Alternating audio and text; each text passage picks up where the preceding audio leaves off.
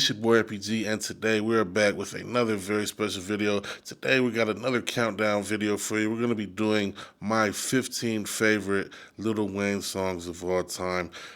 This is my personal 15 favorite, the best 15 songs he's ever done, in my opinion. So not the most popular songs. You're probably not going to see Lollipop or How to Love on here, but just songs where I think really stood out and stand the test of time. So, with that being said, before we begin, I want to make it clear when I say Lil Wayne song, I mean a Lil Wayne song. So, nothing that he was featured on, which is a bit unfortunate because, in my estimation, probably 2/3 of his best verses are features. Um, but we're gonna do Lil Wayne songs, and even if it's technically someone else's record, uh, songs that he at least did an equal amount of rapping on, not ensemble sort of records. All right, so now that we got it mapped out, let's get straight into it. With number 15, I have Go DJ.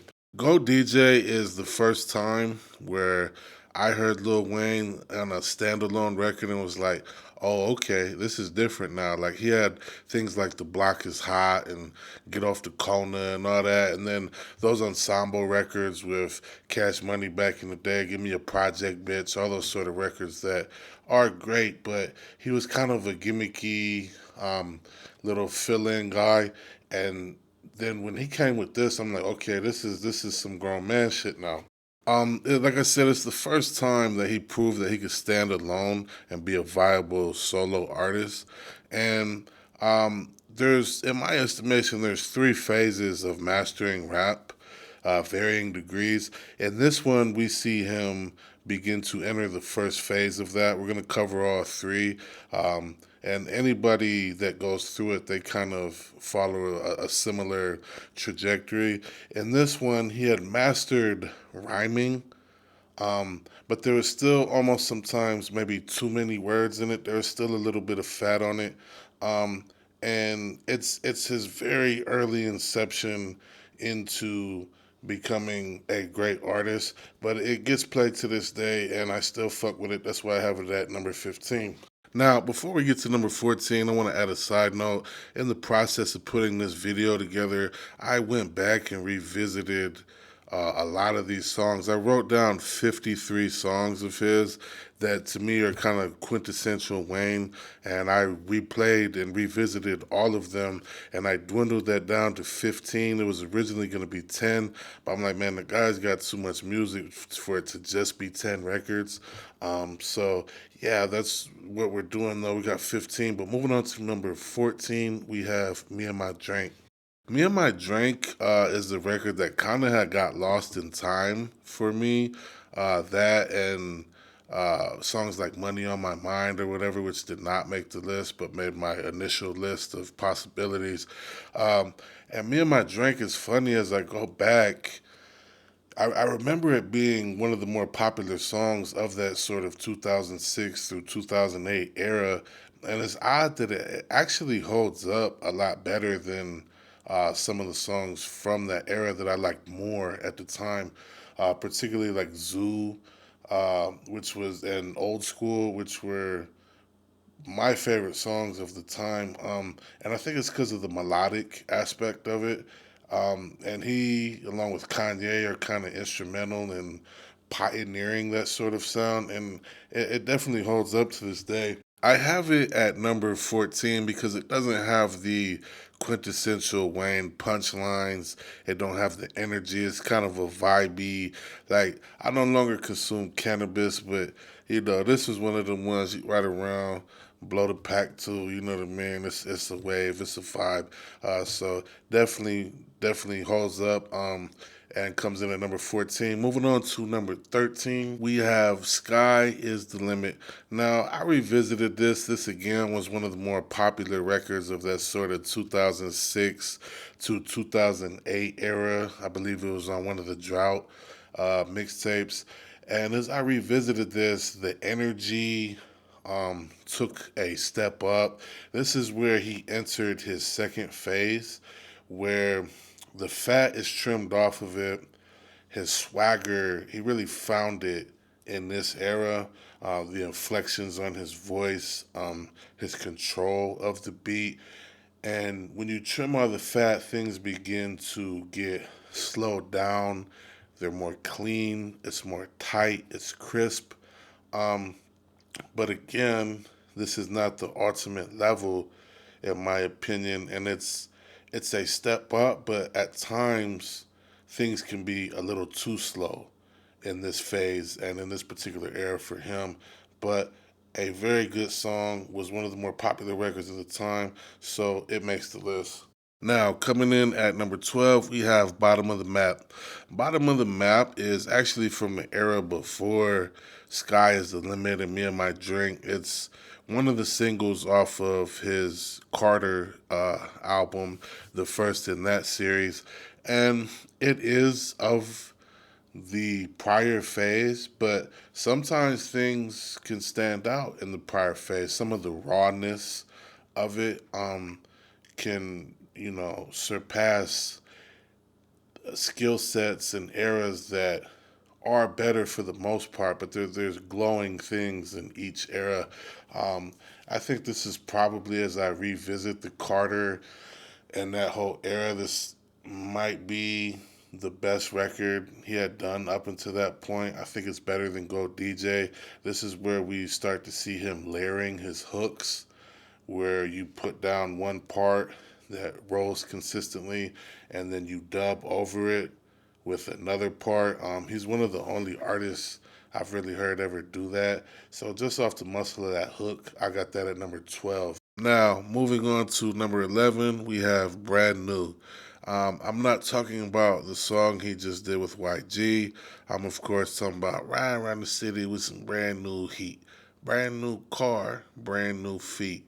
Um, and this gets us back to that sort of 2006 through 8 era. And the record is slowed down, but it's so clean and so void of fat that, I mean, it's one of the ones, as I revisited, that really stands out. It's one of the cleaner records that he's ever done, particularly in that era. And it still gets play.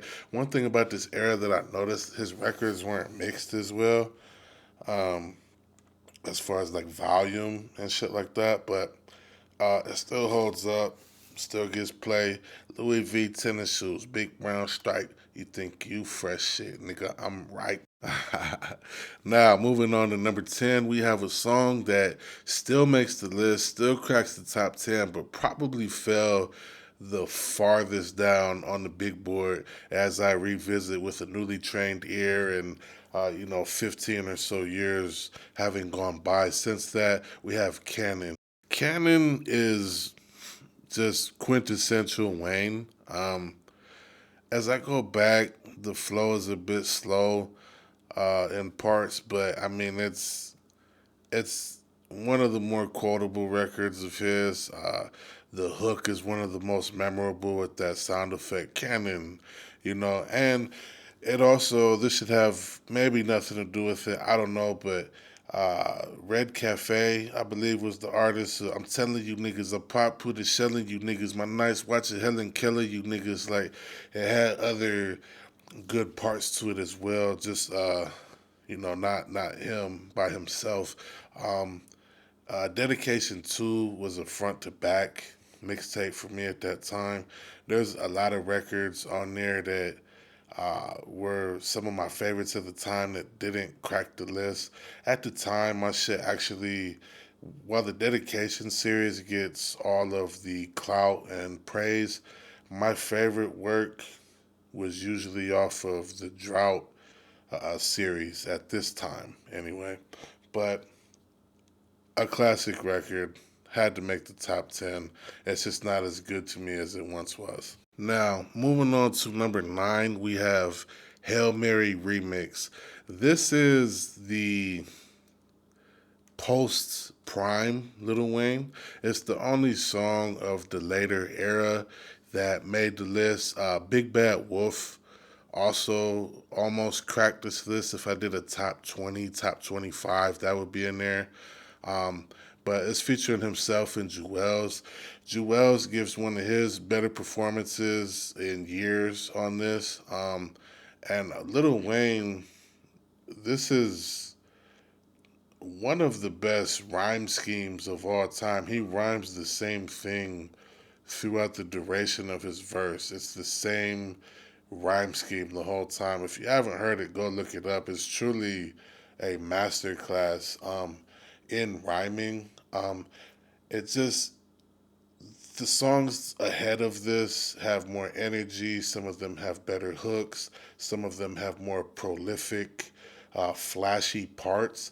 But as far as just pure to the bone rhyming, being able to rhyme the same scheme for a minute 30, 2 minutes straight is something that not very many people can do. So just because of that fact alone, I had to put it number 9. Now, moving on to number 8, we have I'm Raw. I'm Raw, again, is quintessential for the 2006 through 8 era. I believe it's on one of the Drought mixtapes. And we go back to the layering of the hooks. By this time, he had mastered that. I'm Raw. I'm raw. I got my brim low. All I can see is the flow. You know what I mean? And it's just, it's punchline after punchline. It's one of the better records of that era. It holds up better than a lot of the records of that era that maybe I used to like more. But yeah, just a classic. You know what I mean? It's that era used to be my favorite, and we hold it in such high regard because he was so prolific at that time and ran our generation, ran music, had a run that, I've never seen before with women, men, white kids, black kids, the hood, everything, suburbs, like. But as we move forward, you'll see some of the records that I have higher are in the third and final phase and come a little bit later, but a timeless piece. Now, moving on to number 7, we have Stunting Like My Daddy. This is in the 2006 2007 range, but it was not of his mixtape ilk, which is his best work of all time. But in this song, he started to tap into his songwriting potential, his commercial song potential, the energy on it, the production, everything. Just as I revisited it, it really shot up my list higher than I thought it did. I didn't even think it would make my top 15, but it really to this day holds up and stands out. So I had to give it a nod here. Now coming in at number 6, we have what I think is his best commercial record of all time, and that's Fireman. Again, from an earlier era, this is the lead single off of Carter 2.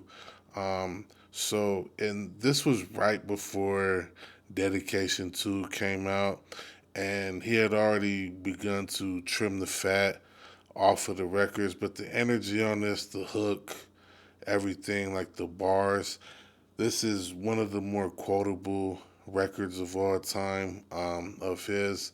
And again, just holds up and is one of those ones that maybe is from an earlier time but just stands out.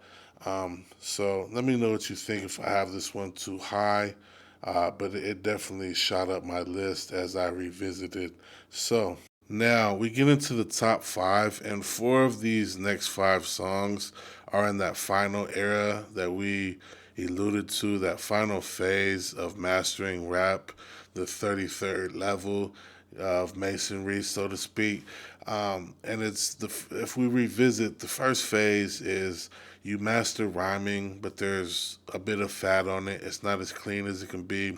The second phase, you trim the fat. It's very clean, but at times it can be almost too slow. Then in the third phase, you take your new timing and you speed it back up with none of the fat on it. And that's the ultimate level to me. And this is the first record from that era. And as I revisit, I think his actual best his peak ability was probably from 2009 through about 2013.